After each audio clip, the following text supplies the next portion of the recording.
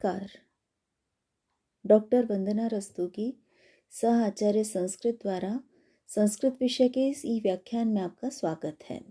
इस व्याख्यान श्रृंखला में हम महर्षि वाल्मीकि द्वारा विरचित आदि काव्य रामायण के बालकांड के प्रथम सर्ग का अध्ययन कर रहे हैं, जिसे मूल रामायण के नाम से भी जाना जाता है।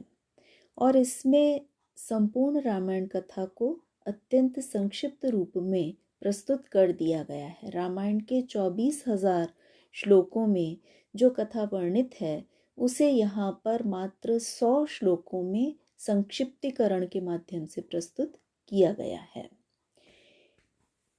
यहाँ पूर्व के व्याख्यानों में बालकांड और अयोध्या कांड का निरूपण किया जा चुका है। अरण्य कांड के घटनाक्रम के अंतर्गत राम का दंडक वन में प्रवेश, विराध नामक राक्षस का वध, शरभंग, सुतीक्ष्ण, अगस्त्यादि मुनियों के दर्शन, राम को इंद्रधनुष, दिव्य खड्ग, तूणीर आदि अस्त्र शस्त्र प्राप्त होना, ऋषियों के निवेदन पर असुर राक्षसों के विनाश की प्रतिज्ञा करना इत्यादि प्रसंगों का वर्णन किया गया है। इसके उपरांत आगे की कथा को देवर्षि नारद महर्षि वाल्मीकि को इस प्रकार सुनाते हैं। तेन तत्रैव वसता जनस्थान निवासिनी विरूपिता शूर्पणखा राक्षसी कामरूपिणी। तत्रैव वहीं पर, उसी दंडकारण्य में, दंडक वन में निवास करते हुए, उसी वनवास के काल में, तेन उन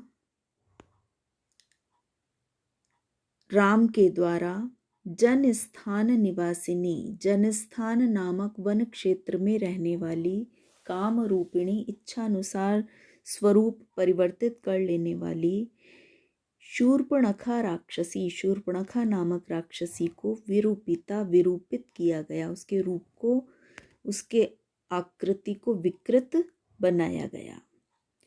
शूर्पणखा यह रावण की बहन थी और इसी जनस्थान क्षेत्र में निवास करती थी।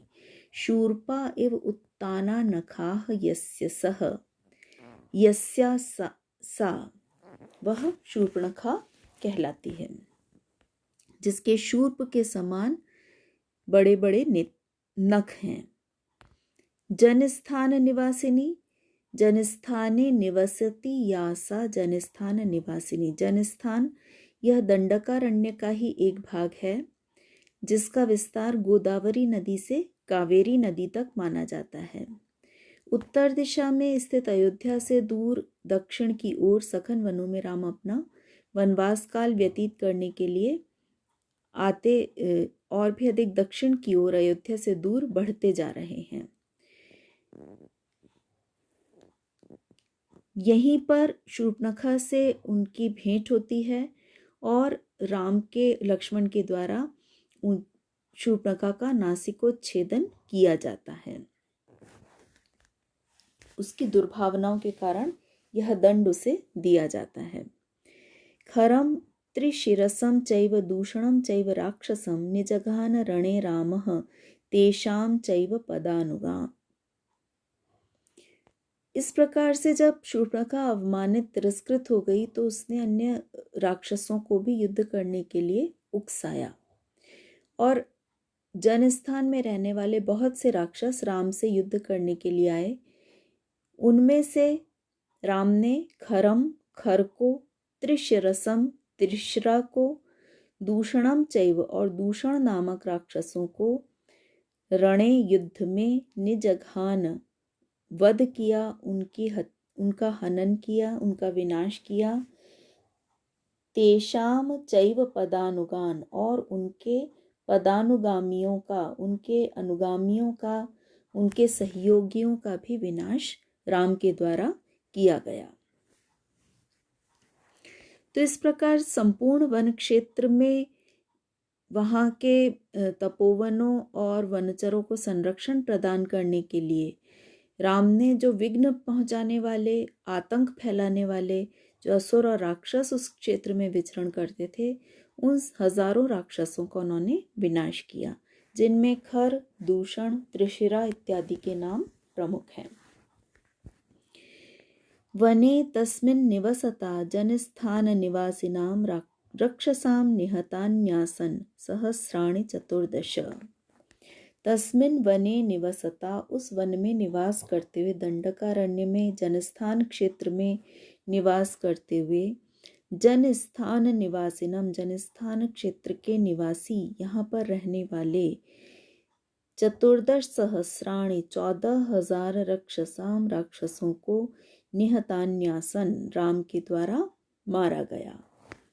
पहले ही कहा गया कि खर, दूषण, त्रिशिरा और उनके अनुगतों को राम ने मारा गया था। इस प्रकार से ऐसे अनेकानेक राक्षसों का राम के द्वारा वध किया गया, जिनकी संख्या 14,000 बताई जा रही है। 14 सहस्राणि, इतने सारे राक्षसों का वध किया, जिससे उस क्षेत्र में निवास करने वाले वनचर लोग शांतिपूर्वक रह सकें।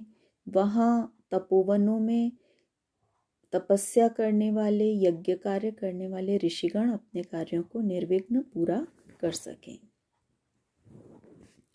ततो ज्ञातिवधं श्रुत्वा रावणः क्रोधमूर्छितः सहायं वरयामास मारीचम नाम राक्षसम।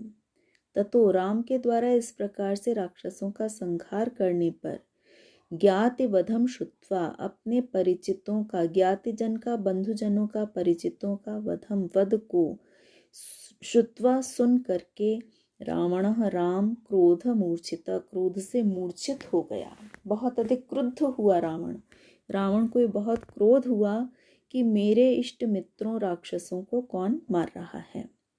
और तब उसने क्रुद्ध होकर के योजना बनाई, और उस योजना में उसने मारीच नामक राक्षस को अपने सहायक के रूप में चुना। मारीच नामक राक्षस से उसने सहायता ली। वार्यमाणः सुबहुशो मारीचेन स रावणः न विरोधो बलवता क्षमो रावण तेन ते।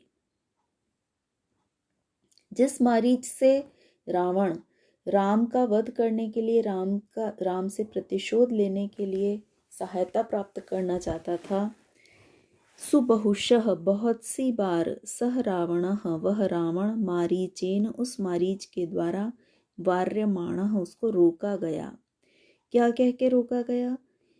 रावण, हे रावण, तेन बलवता, उन बलवान राम से, उन शक्तिशाली राम से, ते विरोधः, तुम्हारा विरोध किया जाना, तुम्हारा विरोध रखना, न क्षमः, उपयुक्त नहीं है। ऐसे बलवान राम से तुमको युद्ध करना, तो उनके प्रति तुम्हें विरोध रखना, शत्रुता मोल लेना तुम्हारे लिए उचित नहीं है। अनादृत्य तो तद्वाक्यम रावणः कालचोदितः जगाम सह मारीचः तस्याश्रम पदम तदा। बार बार मारीच के द्वारा रोके जाने पर भी, तद वाक्यम, उसके वाक्य को, उसके कथन को, अनादृत्य, अनादर करके, अनसुना करके, उसकी बात को न मान करके, कालचोदितः, काल के द्वारा प्रेरित किया जाता हुआ रावण, सह मारीचः, मारीच के साथ में, तस्य, उन राम के, आश्रम पदम, आश्रम स्थल पर, जगाम, पहुंचा। जगाम इस शब्द में लिट लकार का प्रयोग है, गम धातु से, जो भूतकाल के अर्थ में प्रयुक्त होती है। अनादृत्य तद्वाक्यम, रावण ने मारीच के कथन का अनादर कर दिया, उसकी बात को नहीं माना। क्यों? क्योंकि समय उसको इस कार्य के लिए प्रेरित कर रहा था, उसका काल आ गया था। रावण यदि ये धृष्टता न करता कि मारीच के साथ मिलकर के जो उसने षड्यंत्र रचा, उसमें सीता का हरण कर लिया, ये षड्यंत्र यदि वह नहीं रचता और मारीच के कथन को मान लेता, तो आगे उसका ऐसा अंत भी नहीं होता, राम रावण युद्ध भी नहीं होता।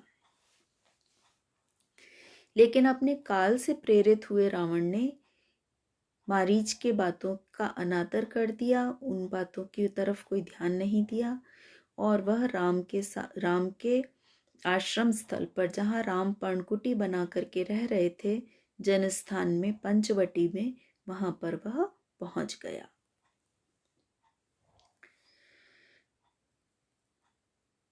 आज के व्याख्यान में इतना ही विद्यार्थियों, धन्यवाद।